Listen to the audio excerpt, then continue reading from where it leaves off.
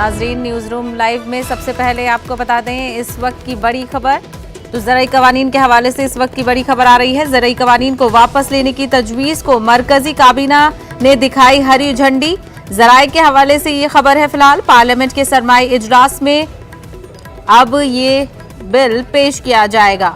तो ज़राई कवानीन को वापस लेने की तजवीज़ को मरकजी काबीना ने हरी झंडी दिखा दी है। आज मरकजी काबीना की मीटिंग हुई। वज़ीर-ए-आज़म नरेंद्र मोदी की सदारत में ये काबीना मीटिंग हुई और इस मीटिंग में ज़राई कवानीन को वापस लेने की तजवीज़ पर गौर व खौस किया जाना था, जिसको अब इस काबीना की मीटिंग से हरी झंडी मिल गई है। ज़राई के हवाले से आपको ये खबर बता रहे हैं। मरकजी काबीना की मीटिंग में ज़राई कवानीन को वापस लेने की तजवीज़ को हरी झंडी मिल गई है। अब ये विंटर सेशन में सबसे पहले इस बिल के रिपेल जो एक्ट है उसको पेश किया जाएगा।